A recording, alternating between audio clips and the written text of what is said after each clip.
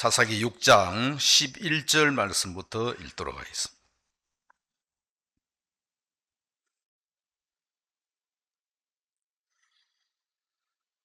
여호와의 사자가 아비에셀 사람 요아스에게 속한 오보라에 이르러 상수리 나무 아래 앉으니라.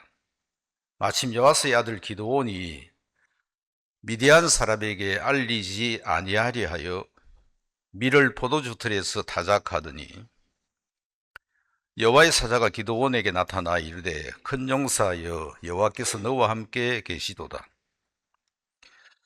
기드온이 그에게 대답하되 나의 주여 여호와께서 우리와 함께 계시면 어찌하여 이 모든 일이 우리에게 미쳤나이까?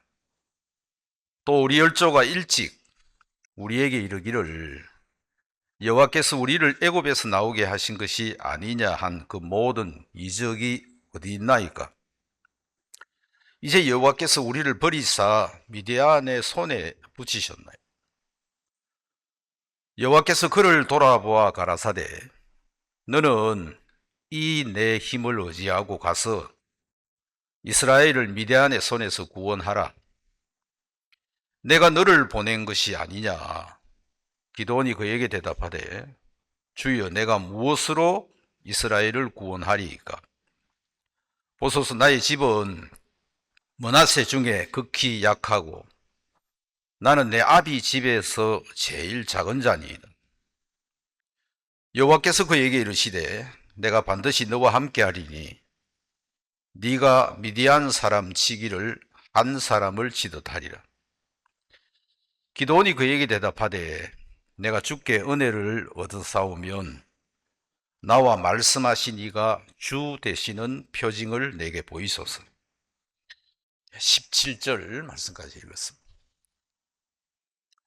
이 자리에서 여러분 만나뵙게 돼서 너무 반갑습니다. 또 여러분의 은혜와 기도 또 많은 부분으로 이제 베트남을 생각해 주신 덕분에 5분이 지금 이곳에 와서 여러분하고 함께 앉아 있습니다. 하나님 앞에 너무 감사하고 또 기도해 주신 여러분 앞에도 감사한 마음이 있습니다. 정말 사람이 사는 게 그냥 자기가 잘나서 사는 건 아닌 것 같습니다.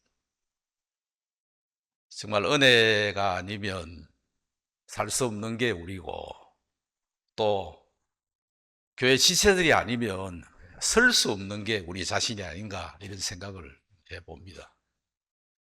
그래서 이런 은혜와 축복이 이렇게 모여서 한 마음으로 또 이제 뜻을 모아서 나가게 될 때 이게 어디까지 그 영향을 미칠지는 저도 모르고 그렇죠? 여러분도 모르시죠? 우리 중에 아마 아는 사람은 아무도 없을 것 같습니다. 그렇지만 이 모든 일을 하시는 어떤 힘이 있고 또 이 모든 일에 대한 어떤 하나님의 섭리가 있어서 우리가 모르는 사이에도 그 하나님의 뜻과 섭리 안에서 하나님 은혜를 입고 이제 그 길을 가고 있다는 걸 인정을 하셔야 될 것 같습니다. 그래서 내가 만난 형편이 아니면 내가 만난 문제나 그게 어떤 모양이라 할지라도 하나님의 뜻을 벗어난 건 아니다. 아멘. 그 안에서 이루어지는 일이기 때문에 뭐 빠르면 조금 일찍 아니면 조금 늦지만 하나님 우리에게 그 모든 걸 이래 나타내시고 보여주실 거라고 믿거든요. 그래서 너무너무 감사하고 오늘 아침에 저는 이제 어떤 제목으로 여러분하고 이야기를 좀 나누고 싶으냐면 그리스도인의 사명 제목 좋죠? 자, 그걸 갖다가 딱 이제 그 책임을 이제 넘겨받아서 이제 쭉 생각을 하는데 많은 생각을 할 수가 있겠더라고요. 1월이 되면 수양회를 할 텐데 내가 이제 나누어야 될 어떤 제목이 그리스도인의 사명인데 여기서 내가 뭔 이야기를 할 수가 있지 이제 이런 생각을 했어요. 근데 시간이 자꾸 이제 가까이 다가오면 다가올수록 이 마음이 쪼이는 거예요. 도대체 무슨 이야기를 해야 될까 하다가 그래도 또 하나님은 하나님이시더라고. 결국에는 이제 그래서 날 말씀도 주시고 또 내용도 이래 좀 어설프긴 할 수 있지만, 여러분 마음을 막 꽉 채워서 이제 뭐 그래 안 될 수도 있겠지만 또 주시는 부분들이 있어서 이 아침에 좀 나누고 싶었습니다. 오늘 우리 아침에 이제 기도원에 대한 이야기를 읽었습니다. 그 앞부분 잠깐 한번 살펴볼게요. 6장 초반부에 보면 2절에 이런 말씀이 있습니다. 미디안의 손이 이스라엘을 이긴지라. 이스라엘 자손이 미디안을 인하여 산에서 구멍과 굴과 산성을 자기를 위하여 만들었으면. 그러니까 지금 미디안 앞에 있는 이스라엘 사람들의 어떤 상황, 이 상태가 우리가 딱 이 말씀을 읽어보면 이게 많이 약해서 있다는 걸 느끼잖아요. 그렇죠? 이들이 지금 어떠한 상황에 있는, 지금 여기 2절처럼 구멍과 굴과 산성에 숨어 있는 이 사람들의 모습을 보면 뭐 하나님이 어디 계신가 이런 생각을 할 수 있을 정도로 연약해 있는 이 지금 이스라엘 사람들의 모습을 볼 수가 있습니다. 근데 하나님이 이제 기드온이라는 사람에게 우리가 방금 읽었던 것처럼 이제 11절부터 이제 나타나는데, 하나님이 지금 어떤 일을 지금 이 기드온에게 하고 있는 걸 볼 수가 있습니다. 구약시대의 성경이죠. 지금은 이제 우리가 한번 어떤 생각을 좀 해보고 싶으냐면, 우린 지금 우리 손에 성경을 가지고 있습니다. 여러분 그렇죠? 그리고 우리는 뭐 어디를 가도 십자가가 달려있는 예배당이 있는 그런 이제 그걸 흔하게 볼 수가 있습니다. 제가 사는 고성 같은 경우에도 마을마다 들어가 보면 예배당이 다 있어요. 물론 절도 많이 있는 걸 보긴 하지만, 예배당이 어떻게 이곳까지 와 있을까, 그런 생각을 해봅니다. 그러면 이 기독교 역사가 오래전부터 시작이 되고 시간이 지나면서 수천 년이 지금 이제 흘러가고 있는 중에 있는데, 얼마나 많은 귀한 하나님의 사람들이 또 그들의 어떤 삶 속에 감정도 있고 또 성경 연구한 책들도 있고 설교들도 남아 있어서 우리가 마음을 조금만 쓰면 지금 이 시대 컴퓨터를 통해 가지고 우리는 무수한 걸 이제 접해 볼 수가 있는 거예요. 여러분 부족합니까? 제가 한 번은 제 아내하고 이야기를 했어요. 야, 세상에서 사람들이 태어나 사는데 우리만큼 많은 걸 누리고 사는 사람들이 있냐? 여러분 자전거 타보셨습니까? 오토바이 타보셨습니까? 자동차 타보셨습니까? 기차 타보셨습니까? 배 타보셨어요? 와, 비행기는요? 근데 뭐가 또 더 필요하지요? 아, 우주선 타고 싶은 마음. 근데 지금 또 이 시대는 인공지능 시대 아닙니까? 제가 지금 어떤 사람은 날 보고 이제 사장님 하고 부르고요. 어떤 사람들은 이제 농업인 이렇게 하고 부르기도 하고, 또 어떤 분들은 저를 보고 이제 목사라고 부르기도 하고 이제 그러는데, 시골에 가서 사니까 아무것도 모르잖아요. 근데 배워야 되겠더라고. 제 아내하고 막 줄기차게 하여튼 교육이라는 교육은 다 받았어요. 보통 이제 한 100시간 되면 뭐 나라에 뭐 지원 신청도 할 수 있는 교육받은 시간이 이제 그래 되는데, 요즘은 또 이제 그런 사람들도 별로 없어서 그런지 몰라도 8시간만 교육받으면 지원을 받을 수 있대요. 쉽죠? 근데 저는 이제 한 몇 시간 받았냐면은 지금 이제 한 600시간을 받았어요. 그러면 이제 그런 점수는 상당히 이제 높은 편인데, 강사들이 와서 하는 이제 그 가르침 중에 인공지능에 대해서, 챗 GPT에 대해서 얼마나 많이 이야기하는지 몰라요. 그 요즘은 뭐 농사일도 그냥 과학이다. 그냥 맨날처럼 이제 어떤 그 고정된 관념으로 뭐 매달 달에 씨 뿌리고 막 그냥 이제 막 흙도 이제 가서 그냥 뭐 공짜로 조사해줘요. 이 흙에는 뭘 하면 좋다 하는 그런 걸 이제 공짜로 다 해줘요. 또 필요한 미생물 같은 것도 공짜로 다 나눠줘요. 너무너무 희한한 시대에 살고 있죠. 인공지능까지 지금 곁들여서 우리가 사는 시대에 지금 살고 있으니까 우리만큼 많은 걸 누리고 사는 사람들이 있겠습니까? 없죠. 그 전 시대 사람들. 앞으로 사는 사람들은 더 많은 걸 누리긴 하겠지만 우리 같은 경험은 해보지를 못할 거예요. 가난해서부터 이제 막 지금까지 오는 어떤 그 과정은 아무도 누리지를 못할 것 같아요. 거기에 더해 가지고 우린 또 한 가지 특별한 게 있는데 뭐냐면, 오늘 아침에 보건반은 저쪽으로 갔으니까 여기 있는 분들은 이미 뭘 받고 오신 분이라고요? 예. 세상에 이런 시대에 태어나서 이런 좋은 나라에 사는데 구원까지 받았다. 야, 이거는 뭐 축하할 일이죠. 예, 진짜 여러분 옆에 있는 형제 자매님들 보시고, 아니면 그분이 뭐 아내든 남편이든 간에 한번 오늘 아침에 축하한다고 이제 한번 이야기하십시오. 그래야 될 것 같습니다. 우리 손에 신구약 성경이 들려 있습니다.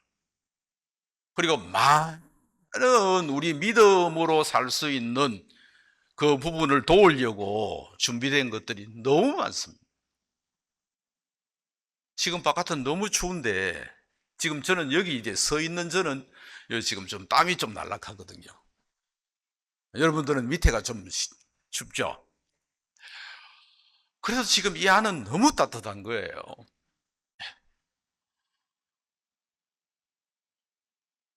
어쩌다가 이런 축복을 받았는지 조금씩 조금씩 우리가 생각을 해보면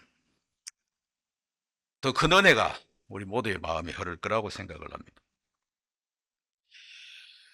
조금만 진짜 은혜 입으면 너무 큰 이제 일들 안에 우리가 이제 노출시킬 수가 있겠더라고요.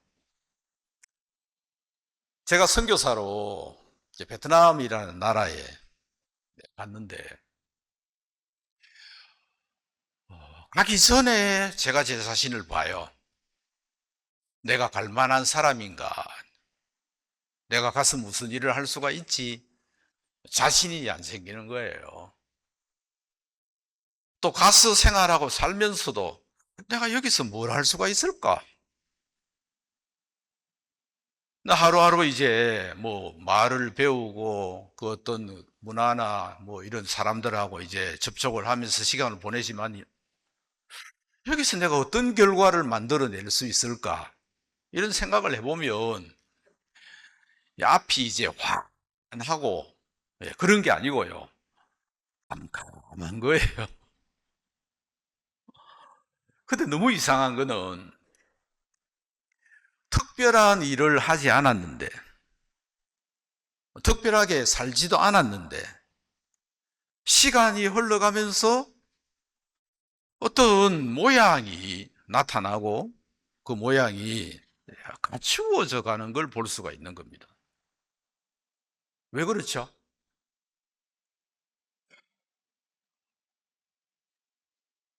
제가 잘해서 그럴까요? 예, 모르는 사람들은 그렇게 볼 수도 있고 그렇게 생각할 수도 있겠죠. 근데 제가 제 자신을 보면 전혀 그건 맞지가 않아요. 저는 가서 다만 생활하고 살았을 뿐인데, 시간이 좀 지나 보면 한 사람이 이제 복음을 듣고 구원을 받고, 제 기억으로 제가 선교 나가서 처음으로 복음을 전한 사람이 제가 거기 간지 4개월 만이에요. 놀랬죠? 근데 말이 됐을까요? 베트남 말은요, 다른 나라 언어마다 다 어려움이 있지만 베트남 말 발음이 진짜 쉽지 않거든요.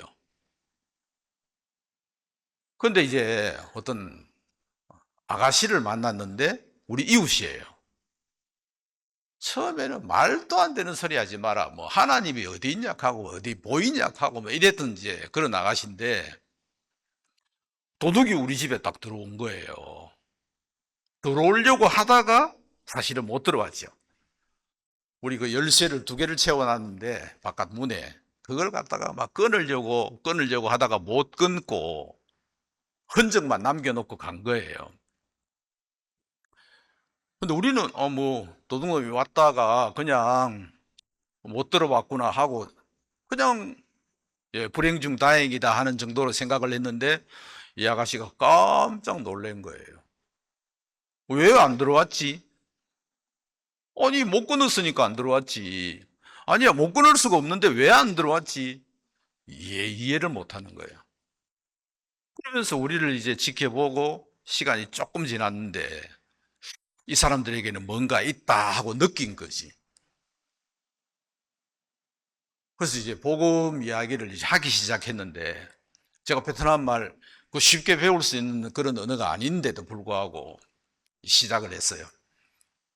어떻게 해서 베트남 성경 한 권을 구하고 한글 성경 펴놓고 또 이제 뭐 한영 성경 펴놓고 중국어 성경 펴놓고 그 외에 이제 사전을 갖다가 한 7권을 펴놨어요.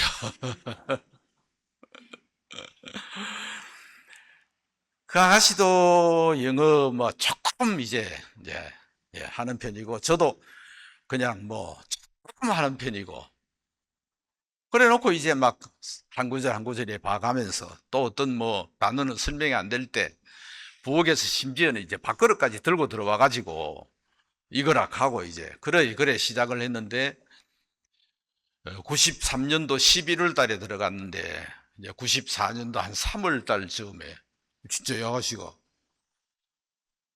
구원을 받았어요. 제가 잘 못 믿겠지만 제가 믿을 수가 없을 정도로 예. 근데 또 확실해요. 그 막 얼마나 큰 핍박이 있었는지 몰라요. 아버지한테 막 두드려 맞고 또 쫓겨나고 그 기억을 이래 해보면 야, 나는 내가 생각할 때 연약하고 부족하고 뭘 하겠나 싶은 이런 마음을 가지고 있었는데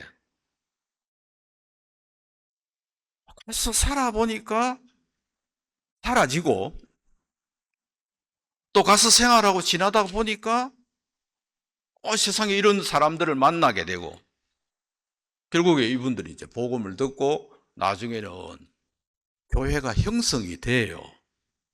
예, 그러다가 막 드러나가지고 이제 추방을 한번 당하고 그다음 다시 이제 또 들어가서 이제 12년 걸렸죠. 제가 7년 있다가 추방되고 또 나와서 이제 5년 있다가 다시 들어갔으니까 12년을 지났는데 그때 제가 간 도시가 북쪽 하노이라는 도시예요. 남쪽에는 교회가 12년 정도 시간이 흘렀고 단단하고 이제 구원받은 사람들도 많은 상황인데 북쪽에는 형제자매들이 한 명도 없었어요. 그럼 또 제가 뭔 생각을 했겠습니까? 제가 2번째 선교사로 갔을 때 그때 나이가 46이었습니다. 그 나이에 가서 뭘 할 수가 있겠습니까?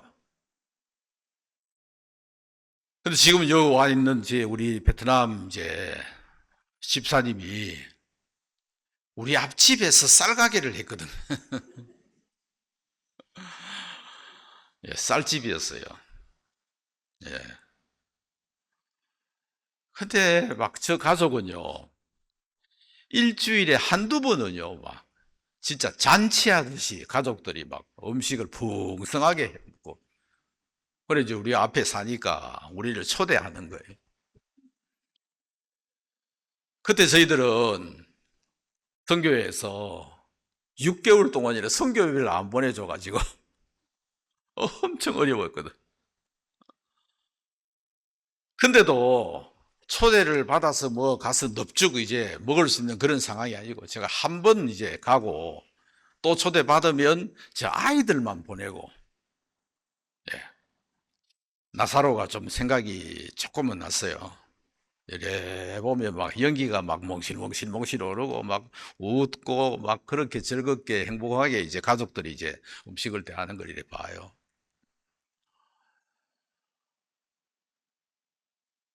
큰 딸이 여호와의 증인에게 연결됐다가 극적으로 우리를 만나면서 이제 복음을 들어요.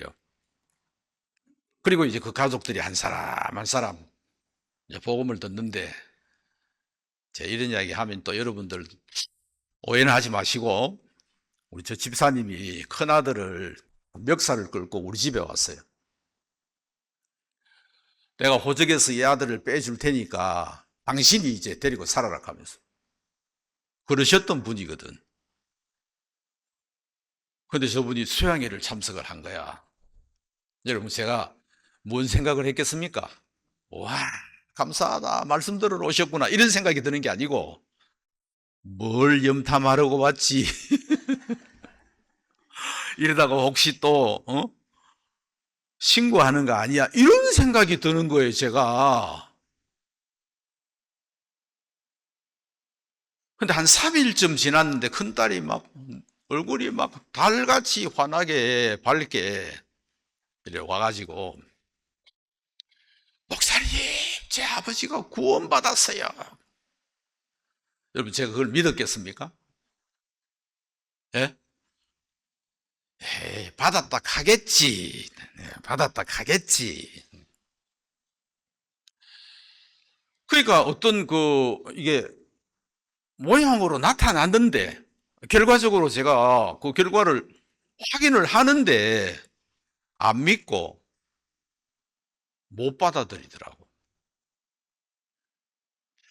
그렇게 핍박을 했던 분인데 이렇게 쉽게 구원받을 수 있어? 이런 생각. 그러면서 이제 꼬리를 물고 딱 이제 나오는 생각이 뭐냐면, 쌀 이제 하는 그 사업을 하시니까, 에이, 구원받았다 해도 교회는 나오시겠나? 근데 그 생각도 또 틀리더라고. 진짜 장사하는 분인데 1년에 한 번, 많으면 2번 정도는 빠지는데 나오시는 거예요, 주일마다.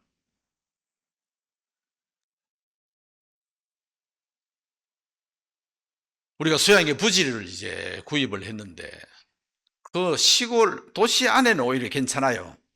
우리가 활동할 수 있는 어떤 영역이 좀 더 나은 편인데, 시골에는 들어가면 표시가 나잖아요. 근데 그 모든 일을 이제 우리 집사님이 다 했거든. 제가 한번 연락을 해서, 집사님 이것 좀 해주시면 어떻습니까?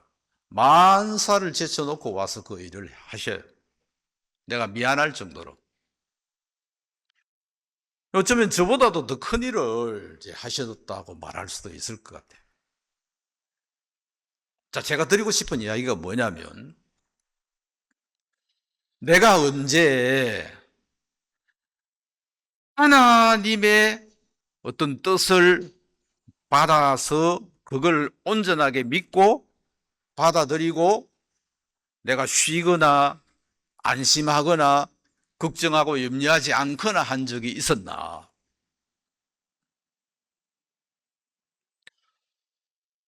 이게 될까? 이런 생각이, 내가 표현은 안 할지라도 그런 생각들이 내 마음 안에 존재하고 있었다는 거지. 여러분, 이해되십니까? 어떻게 이해가 되지요? 저만 그러는 게 아니니까. 그렇죠? 우리 안에 그렇더라고, 우리 안에. 여기 성경 2절처럼 나름대로 자기에 맞는 게 있는 거예요. 그게 뭡니까? 2절 한번 다시 볼까요?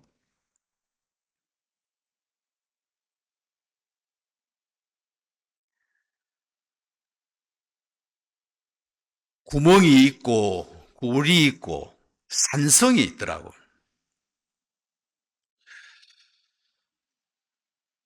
거기에 우리는 숨어 들어가 사는 거예요. 내 모양을 보고 또 내가 만든 어떤 구멍이나 굴이나 산성, 내게 합한 어떤 현실 안에서 스스로 자기를 위로하는 거예요. 네가 그렇지 뭐. 네.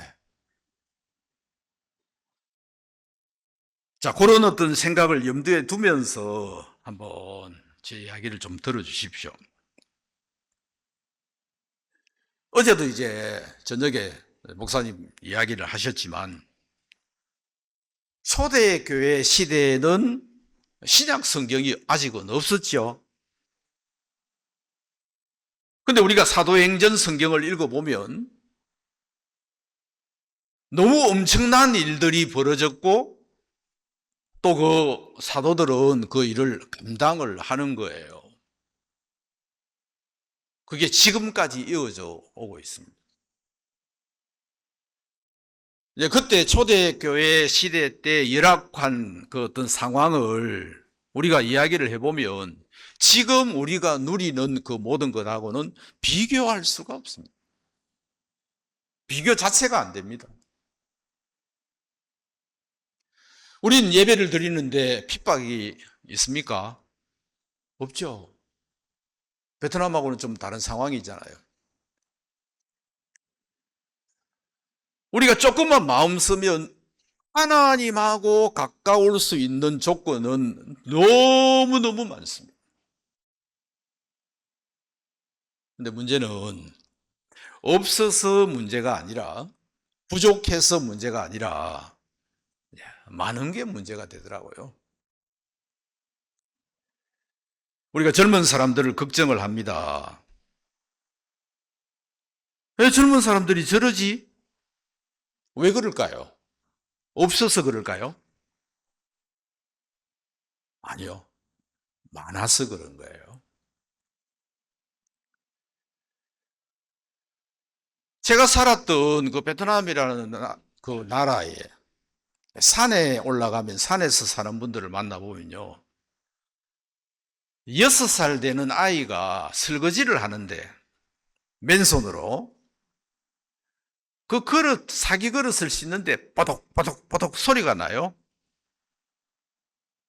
한국 6살짜리 아이한테 설거지 시키는 부모 없죠? 16살은요. 26살은요. 예, 26인데 요리 못하는 사람 많아요. 그렇죠? 왜 그렇죠? 누가 그랬죠? 예? 그 사람들이 문제예요? 어른들이 문제죠. 그러니까 모든 부족한 조건을 갖추어 주고 메꾸어 주고 이제 감당 이제 해 주는데 약해지는 거예요. 아, 지금 이 시대가 바로 그런 시대가 아닌가 하는 생각을 해봅니다. 조금만 우리가 생각을 해보면 전혀 부족하지 않아요. 절대 부족하지 않아요. 오히려 넘치지요. 근데 우리는 게을러지고 우리는 잘 믿지 않고 우리는 발걸음을 내딛지를 잘 않아요. 전들 제가 뭐 미리 이제 장래를 바라보고 앞에 일들이 어떻게 될 걸 알고 그랬겠습니까? 그렇지 않습니다. 내가 목사가 되는 게 맞나? 이런 생각을 제가 했단 말입니다. 안수받는다는 소식이 왔을 때. 선교사로 가라 하는데 내 같은 게 선교사가 되는 게 맞나? 이런 생각을 했습니다. 근데도 깊은 마음 안에는 뭔가가 있어요. 뭔가가 이제 꿈틀꿈틀하는 게 있어요. 오래전의 이야기인데 담양이라는 곳에 집회 보조 강사로 갔는데 신혼부부가 자기 방을 사역자들 쓰라고 내준 거예요. 가난한 그런 부부인데 작은 방에 밥상을 책상으로 만들어서 성경책 이제 꽂아놓고 그 위에다가 딱 성경 한 구절을 적어놨는데 그게 이거예요. 요 위에 보이십니까? 이거 프랑카드를 제가 만들었거든요. 그래가지고 저 성경 구절은 제가 묵고 해야 되는데 제가 이걸 그냥 제가 집어넣었어요. 마게도냐로 건너와서 우리를 도우라. 그 성경 구절이 그 벽에 딱 붙여져 있었어요. 하루에 한 4번 정도 들어갔다 나갔다, 어쩌면 6번 정도 들어갔다 나갔다 하면서 그거 들어갈 때 나올 때마다 그 성경 구절을 봤어요. 마게도냐로 건너와서 우리를 도우라. 마게도냐로 건너와서 우리를 도우라. 남았어요, 제 마음에. 그것도 한 번은 시간이 어느 정도 지난지 지금은 제가 기억이 안 나는데 수양회를 참석을 했을 때 저편으로 건너가자 그러더라고. 그라사인 지역에 귀신 들린 자가 무덤 가운데 거처하고 있었습니다. 예수님하고 제자들하고 있는 쪽하고 이 그라사는 지금 바다를 두고 있는데 예수님이 제자들한테 저편으로 건너가자. 그 두 말씀 있는데 한쪽은 마게도냐로 건너와서 우리를 도우라 하는 그 소리가 제게 들렸고 또 한쪽은 건너와서 건너가자는 게 건너가자 하시는 분은 주님이시고 건너와서 도와달라고 하는 분들이 있더라고. 거기서 제 위치를 봤습니다. 여러분 저는 어디 있죠? 여러분 보실 때 저는 어디 있습니까? 이쪽도 아니고 저쪽도 아니고 그러니까 중간에 있는 거예요. 어쨌든 그런 말씀들이 속 안에 들어와서 어떤 일들을 조금씩 하게 되면서 어떤 기회를 얻게 됐어요. 마산에서 수양회 할 때인데 그때 오래전이죠. 수양회를 다 마치고 목사님들이 간식도 들면서 어떤 분이 그랬어요. 지금 돌아가셨는데 혹시 여러분들 중에 선교에 대해서 마음이 있는 사람이 있으면 나와서 간증을 해보라 하더라고요. 그때 제가 그냥 나가줬어요. 그런 마음들을 제가 표현을 좀 했습니다. 여러분 이게 참 중요하다고 생각을 합니다. 내가 어떤 마음을 가지고 있을 때 그냥 내 안에 두고 있다면 그게 불이 될 수가 있고 구멍이 될 수가 있고 산성이 될 수 있지만 그걸 그 집어내놓고 표현을 하면 우리는 쉽게 감정이라고 말할 수 있겠죠.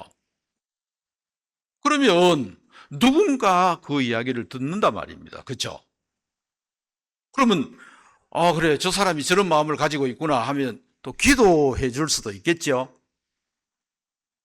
근데 그 상황이 됐을 때 그랬다 하더라고요. 대구에서 대전도 집회를 하는데 강사님들이 그 차 타고 왔다 갔다 하면서 프랑카드 하나를 봤는데 대한항공이 호치민에 취항을 하는 걸 축하하는 프랑카드였어요.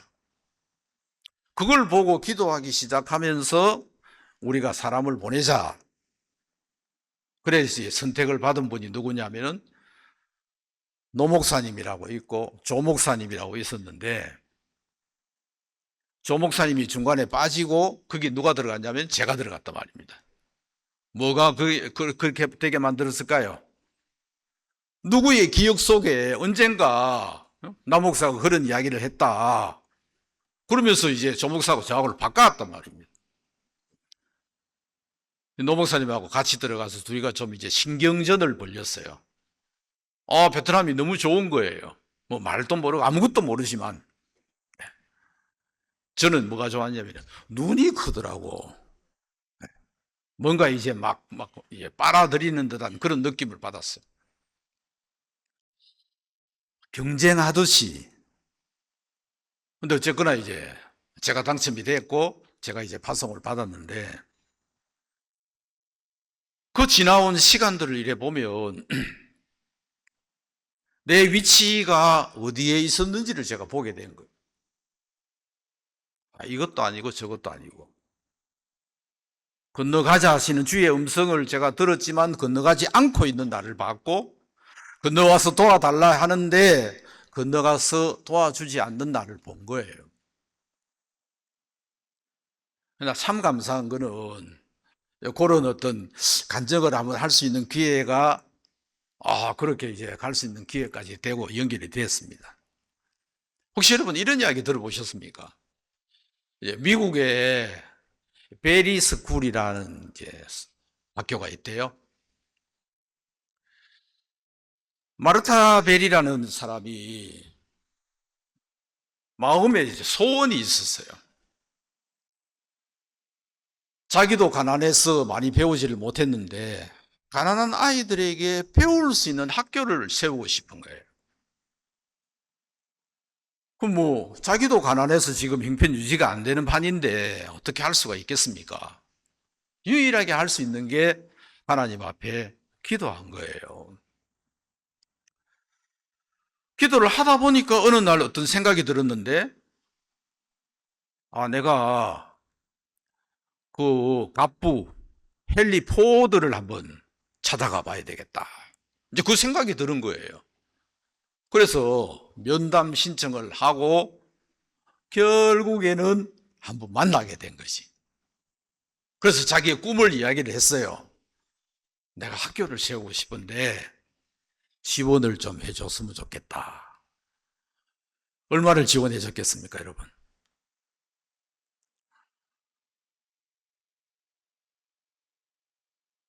포드가 그 이야기를 다 듣고 동전 하나를 준 거예요. 10센트. 이건 뭔 뜻이죠? 지금 네가 꾸고 있는 꿈은 무슨 꿈이라고요? 개꿈이야. 너 나한테 와가지고 내 돈 받아가지고 학교 세우려고? 그러면서 10센트짜리 동전 하나를 줬는데, 그걸 받아 나오는데, 이건 도와주는 게 아니고 꿈 깨라는 이야기 아닙니까? 여러분 같으면 그거 받아 나오면서 그거 집에까지 들고 오겠습니까? 길바닥에 버리겠습니까? 아마 진짜 진짜 나면 에이 하면서 버릴 수도 있는데, 여러분 그걸 가지고 오면서 많은 생각을 했겠지요. 그절도 이렇게 하는구나. 야, 참 진짜 내가 기도하고 했는데 왜 이렇지? 막 온갖 생각을 다 할 수 있을 건데, 이분은 또 이제 기도를 하다 보니까 이것도 20센트도 하나님이 기도한 그 응답이 아닌가. 그래서 이걸로 뭐 하지? 그러다가 씨앗을 구입을 했대요. 그래, 공터에 자기 땅도 아닌데 그걸 심어 가지고 그게 이제 조금 난 거예요. 그걸 또 거다 가지고 또 심고 거다 가지고 또 심고, 그래 이제 몇 해가 흘렀죠. 그게 또 돈이 되는 거예요.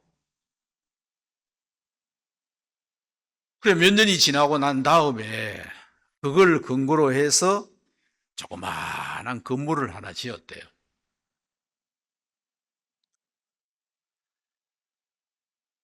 그 건물을 지어놓고 헨리 포드를 다시 한번 찾아간 거예요. 당신이 주신 그 돈으로 내가 건물을 지었습니다. 한번 봐주십시오. 초대를 한 거예요. 근데 포드는 말도 안 되는 소리를 하고 있네. 못 믿는 마음으로 어쨌든 뭐 그런 소리를 들었으니까 가서 확인을 했는데 건물이 하나가 있는 거라. 그 갑부에 비하면 그 건물이 뭐였겠습니까마는 그걸 보고 포도가 감동을 받아요. 그리고 대뜸 이제 100만 달러를 딱 지원을 하면서 그게 이제 학교를 지을 수 있게 되고 교육가가 될 수 있는 그게 베리스쿨이 됐다 하더라고요. 여러분 신기하지 않습니까? 가난한 사람인데 그 가난 속에서 그냥 꿈만 가지고 마음만 가지고 살아도 뭐 마음 없는 사람하고는 다르겠지만 모양을 나타냈고 결국에는 건물 한 채가 됐고 그게 지금까지도 존재하는 학교 설립까지가 됐으니까 이런 일은 가능하죠? 여러분 그렇죠? 안 돼요? 가능하다 해야 지금 이 설교한 효과가 나타나는 건데 벌써 40분이 지났는데 큰일 났네. 예. 자, 한번 질문 한번 해볼게요. 여러분, 물이 변해서 포도주가 된다. 말이 됩니까? 여러분, 말이, 솔직하게 한번 표현해 보십시오. 말이 됩니까? 안 됩니까? 다시 한번 더 솔직하게 한번 대답해 보십시오. 진짜 안 됩니까? 아니, 진짜 안 돼요? 여러분, 성경 아시잖아요. 아시면서 그래 또. 됩니까? 안 됩니까? 되죠? 근데 여러분 믿습니까? 안 믿습니까? 예, 성경에 요한복음 2장에는 분명히 그랬어요. 물이 변해서 포도주가 됐어요. 그건 사실이고요. 그건 진리예요. 우리는 그 말을 들었어요. 그 말을 알아요. 그 말을 또 믿어요. 부인하지 않죠. 근데 나라는 사람의 삶 속에서 물 같은 나라는 사람이 포도주가 된다? 이게 그것까지 와야 되는 거 맞는 거 아닙니까? 여러분 맞죠? 저는 제가 제 자신을 봐도 게을러요. 진짜. 옆에 있는 분들 이야기를 들어보면 어떻게 저런 이야기를 할 수가 있고 저런 말을 할 수 있고 저런 생각을 할 수 있으니까 비교해 보면 비교가 잘 안 돼요.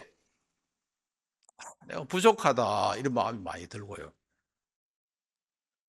근데 많은 시간이 흘렀습니다. 과정들이 있었지만 이 모든 일들이 되어진 게 내가 생각했던 나하고 상관없이 또 어떤 일들은 진행이 되고 그게 이루어지는 걸 봐요.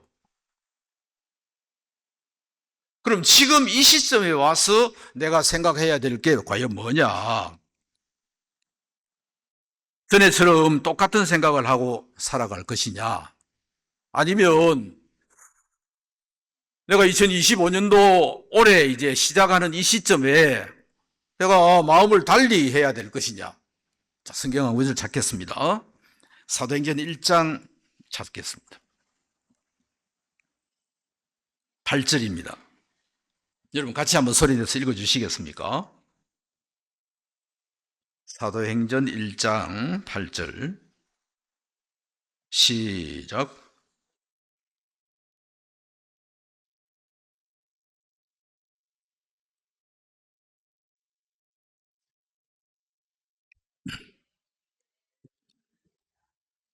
예, 성경을 안 찾고 외우라 해도 여러분 다 외우실 건데 제가 물 마시려고.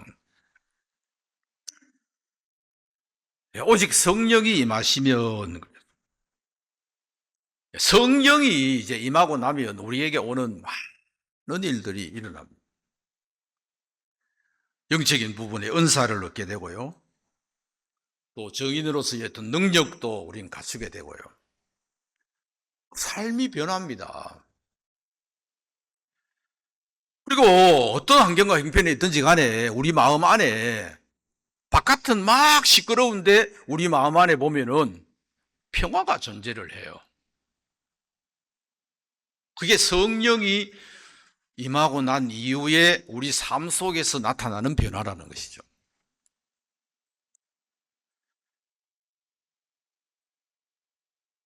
지금 우리가 이 자리에 같이 앉아 있지만 사실은 하나님이 우리에게 주신 은사는 같지 않습니다. 그런데 하나님은 우리에게 은사를 안 주신 분은 한 분도 없습니다. 아멘. 아멘. 좀 크게 한번 해보세요. 아침이라도. 그런데 그게 뭔지를 모르고 나한테 있는가 없는가 확인이 안 되고 없는 것 같다. 아니야. 저 사람한테, 저 형제한테, 저 자매한테, 저분한테는 있지만 나는 아닌 것 같아. 이런 생각을 하면서 우리 그냥 못난 내가 자위하고 사는, 그럴 수도 있습니다. 제가 많이 그래 봤기 때문에. 근데 하나님은 여전히 하나님이셨어요. 나하고 상관없이 일을 하시는 하나님. 그러시더라고요.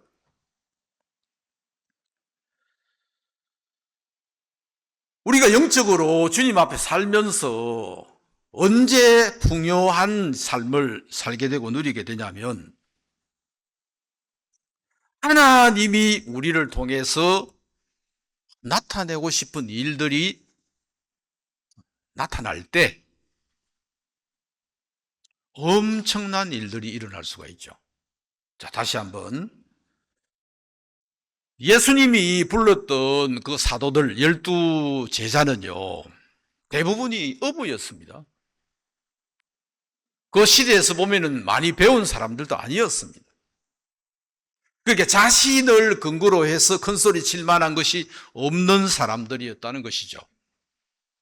그런데 그 사람들이 여기 우리가 읽었던 이 사도행전 1장 8절, 오직 너희에게 성령이 임하시면 권능을 받고 했는데, 성령이 임하고 난 다음에 그들의 삶 속에 나타난 그 권능은 사도행전 성경이 우리에게 증거하고 있는 거예요.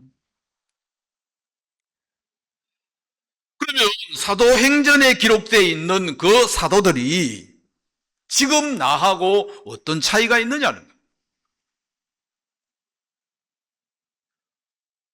그 자신이 사명을 발견을 하고 깨달았습니까? 그렇지 않습니다. 예수님이 죽었을 때 그들은 숨어 있었습니다. 그렇죠? 두려워했습니다. 문 닫고 있었습니다. 우리하고 비슷하지 않습니까? 근데 그랬던 사람들이 이 어떤 그 역사를 막 흔들어 버린 거예요. 엄청난 일이 일어난 거죠. 세상이 진동을 했다 이 말입니다. 그러니까 이 세상이 감당할 수 없는 삶을 살아버린 거예요. 누가? 성령이 임한 그 사람들의 삶이었습니다. 제가 곰곰이 생각을 해봤습니다. 그러면 그 사도들하고 나하고 차이는 뭐냐? 그 사도들하고 우리하고는 무슨 차이가 있죠? 아무 차이도 없습니다. 아무런 차이도 없습니다. 다만 어떤 마음이 내게 딱 올 때 나는 그냥 그걸로 구멍을 만들어 놓고 그 안에 넣어 놓고 사는 것하고 그걸 굴로 삼아서 거기다가 감추어 놓고 사는 것하고 그걸로 깨뜨릴 수 없는 산성으로 만들어 놓고 거기서 안주하고 사는 것. 난 원래 게으른데 뭐. 난 원래 연약한데 뭐. 내가 뭘 할 수 있겠어. 그래 사는 겁니다.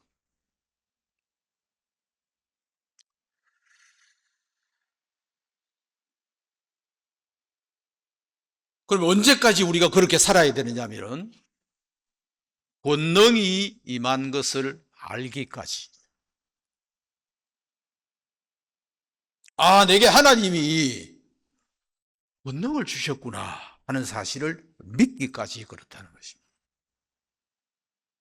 그러면 알고 믿은 사람하고 모르고 믿지 않는 사람하고 차이는 또 얼마나 클까요? 거의 없습니다. 자, 아까 제가 이야기했던 예를 들어서 말씀드린 것처럼 그 베리는 10센트 받았습니다. 그렇죠? 무시고 거절이죠. 모욕이죠. 근데 그걸 가지고 하나님 앞에 나가서 기도하다 보니까 이걸로 뭘 할까 하다가 씨앗을 산 거예요. 근데 그 씨앗이 또 많아지고 하니까 건물 한 채가 지어지는 거예요. 그때까지도 믿었겠습니까? 아, 이 건물 가지고 평생을 내가 살 수밖에 없겠구나. 이런 생각도 할 수 있었겠지요. 근데 내가 한번 포도를 다시 만나야 되겠다. 내가 한번 초대해서 그 주신 그걸로 이런 결과를 만들었습니다 하고 이야기했을 때 감동이 딱 되면서 100만 달러가 손에 딱 들어온 거예요.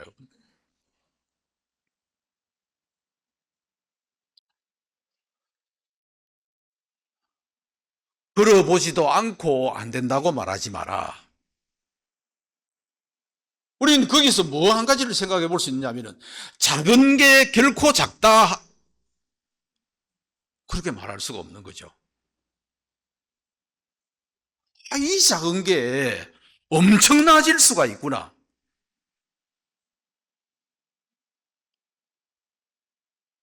여러분 제일 작은 씨앗이 뭐라고요?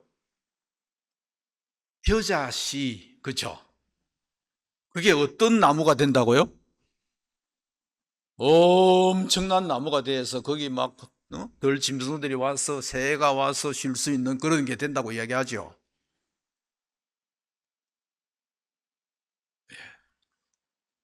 제가 생각을 해봤습니다. 내가 어디 있지? 여기도 아니고 저기도 아니고. 아, 내가 중간에 있구나. 그래서 이제 여러분들 중에 선교에 대해서 마음이 있는 사람 간증해 보세요. 제가 한 게 뭐냐면은 간증한 것밖에 없어요. 그게 간증이 그래 좋더라고요. 제가 예전에 젊을 때 직장을 이제 구하라 해서 직장을 찾고 있는데 쉽지가 않았어요. 근데 이제 딱 어떤 회사 광고를 보니까 공공명을 뽑는다 했는데 1,700명 정도가 이제 서류를 제출한 거예요. 서류 제출해 놓고 나서 교회 앞에 간증을 했고 또 이제 서류 이제 일단 받아들였다고 다음에 이제 뭐 또 이제 뭐 이론 시험 치고 실기 시험 치고 면접 보고 건강 검사하고 또 이제 막 최종 한 6, 7번 정도 이제 과정이 있었는데 갔다 올 때마다 교회 앞에서 제가 간증을 했어요. 왜 간증을 했냐면 흔들리니까 1,700명인데 결국에 몇 명 뽑았냐면 17명 뽑았거든. 이해되십니까? 근데 그 중에 2명이 제일 이제 호봉수가 높았는데 저하고 또 다른 분 한 분이었어요. 여러분, 간증이 뭘까요? 우리 마음에 표현하는 그 이유가 뭘까요? 누구 들으라고 하는 게 아니라 그 어떤 정립되어지지 않고, 그죠? 막 흔들리고 요동하고 있는 내 마음을 잡아주는 게 그게 교제더라고요. 내가 나를 확신할 수 없을 때 옆에 있는 분들한테 마음을 표현 안 해도 표정만 보면 알 수가 있고요. 같이 있다 보면 서로 이제 할 수 있는 말이 있고 들을 수 있는 말이 있는 거잖아요. 그렇죠? 자, 우리 중에 내가 연약하다는 걸 모르는 사람이 있습니까? 우리 중에 내가 악하다는 사실을 인정하지 않는 사람이 있습니까? 없죠? 우리 다 그런 부분에는 인정이 아니라 아멘, 아멘. 그러죠? 그렇죠? 그럼 여러분, 우리 중에 내가 아무것도 할 수 없다. 그런 소리를 여러분 우리가 한두 번 들었습니까? 결론을 한번 지어봅시다. 결론은 뭡니까? 그래, 약하다 하고, 악하다 하고, 할 수 없다 하는데 그게 만족이 됩니까? 인정해요. 만족은 안 돼요. 뭔가 찝찝한 거예요. 그게 기도원이에요. 근데 주님이 그 기도원에게 다시 이제 정리를 합시다.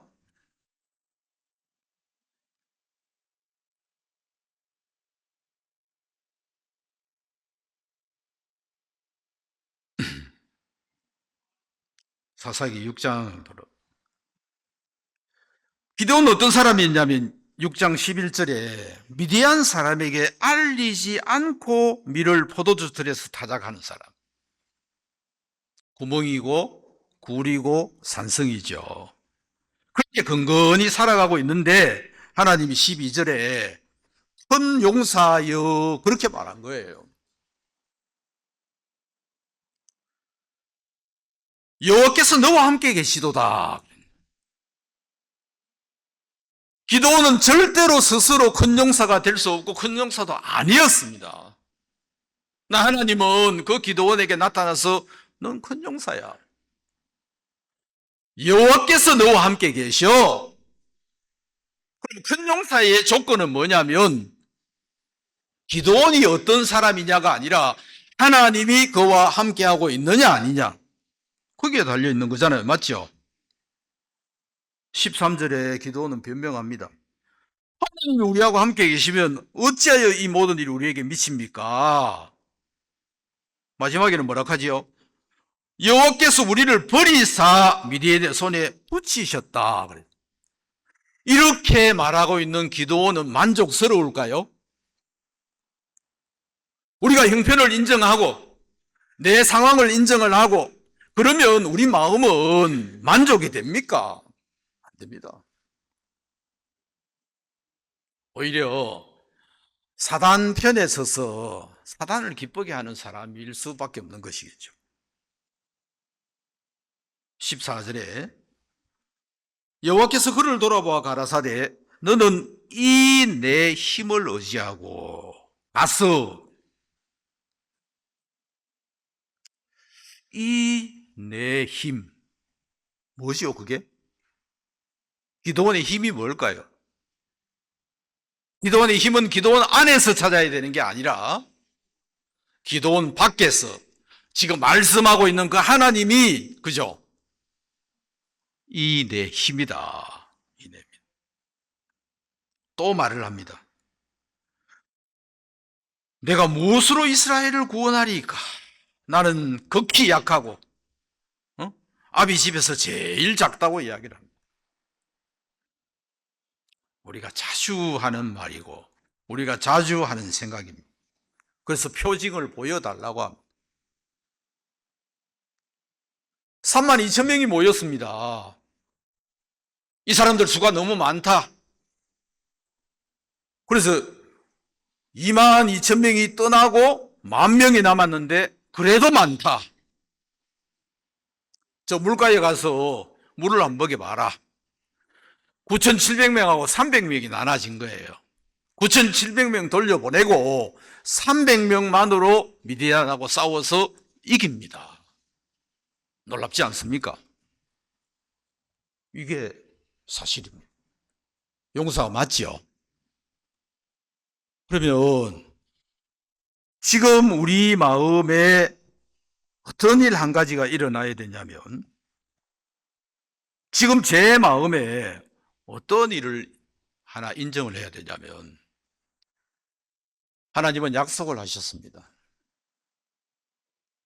약속하신 하나님의 약속은 취소할 수가 없습니다. 그게 결정인 것입니다. 거기에 내가 나를 던지냐 마느냐, 거기에 내 발걸음을 내딛느냐 마느냐, 그게 우리 2025년에 일어날 일이라고 생각을 하는 겁니다. 그런 은혜가 우리 모두에게 함께하게 되기를 바라고, 움직이지 않고 머물러 있는 그 마음에서 이제 한 걸음만 내디뎌 보시면 주님을 더 크게 경험할 수 있지 않겠나 하는 생각이 듭니다. 기도하겠습니다.